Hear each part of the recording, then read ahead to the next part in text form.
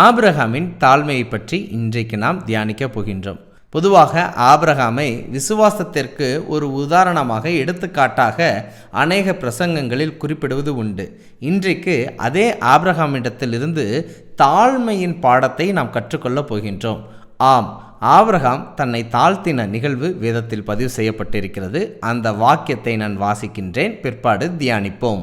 ஆதியாகமம் 18ஆம் அதிகாரம் 27ஆம் வாக்கியம். அப்பொழுது ஆபிரகாம் பிரதியுத்தரமாக, இதோ தூளும் சாம்பலுமாயிருக்கிற அடியேன் ஆண்டவரோடே பேசத் துணிந்தேன். இந்த வசனத்திலிருந்து பார்க்கும்போது ஆபிரகாம் தன்னை ஒரு தூசியோடும் ஒரு சாம்பலோடும் பதிவு செய்வதை பார்க்க முடிகின்றது. இதை ஆங்கிலத்தில் வாசித்தால் டஸ்ட் அண்ட் ஆஷஸ் என்று எழுதப்பட்டு இருப்பதை பார்க்கலாம். எப்பொழுது நமக்கு தூசி கிடைக்கும், எப்பொழுது சாம்பல் கிடைக்கும் என்று பார்த்தோம் என்றால், ஒரு பொருள் நெருப்பில் சுடப்பட்டு அது ஒன்றுமில்லாமல் எரிந்து முடியும் போது நமக்கு சாம்பல் கிடைக்கும். ஒரு பொருள் ஒன்றும் இல்லாமல் போகும்போது நமக்கு தூசி கிடைக்கும் என்பதை பார்க்கலாம். அதாவது ஆபிரகாம் ஐ எம் நத்திங், நான் ஒன்றும் இல்லாதவன், ஒன்றுக்கும் உதவாதவன் என்று சொல்லப்படும்படியாக தன்னை தாழ்த்தும்படியாக தூசியோடும் சாம்பலோடும் ஒப்பிடுவதை பார்க்க முடிகின்றது. ஆனால் ஆபிரகாம் ஒன்றுமில்லாதவரா? சற்றே சிந்திக்க வேண்டும். மற்றொரு வாக்கியத்தையும் நான் வாசிக்கின்றேன். ஆதியாகமம் 13ஆம் அதிகாரம் 2ஆம் வாக்கியம். ஆபிராம் மிருக ஜீவன்களும் வெள்ளியும் பொன்னுமான ஆஸ்திகளை உடைய சீமானாயிருந்தான்.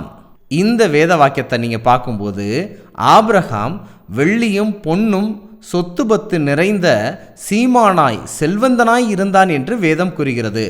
செல்வந்தனாய் சீமானாய் இருந்த ஆபிரகாம் ஆண்டவருக்கு முன்பதாக தன்னை ஒன்றுமில்லாதவன், நான் ஒரு தூசி, நான் ஒரு சாம்பல் என்று தாழ்த்துவதை பார்க்க முடிகின்றது. கிறிஸ்துவுக்கு பிரியமானவர்களே, செல்வந்தனாய் இருந்த ஆபிரகாம் ஆண்டவருக்கு முன்பாக தன்னை ஒன்றுமில்லாதவன் என்று தாழ்த்தினது போல நாமும் தாழ்த்த வேண்டாமா?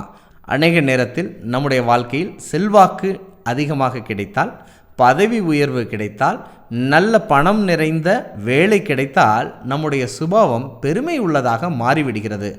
ஆனால் ஆபிரகாம் செல்வந்தனாய் இருந்தபோதும் தன்னை ஒரு தூசி என்றும் சாம்பல் என்றும் ஒப்பிடுகின்றார். இப்படி தாழ்மை நிறைந்த ஆபிரகாமைத்தான் பரலோகத்தின் தேவன் தாராளமாகவும் ஏராளமாகவும் அவர் சந்ததியையும் ஆசீர்வதித்தார். நிச்சயமாக ஆபிரகாமின் தாழ்மை கேட்கிற யாவருடைய இதயத்திலும் விதையாக விழும் என்று நம்புகிறேன். இப்படிப்பட்ட வேதாகம ஆச்சரியங்களை தெரிந்து கொள்ள எங்களுடைய சேனலை சப்ஸ்கிரைப் பண்ணுங்க.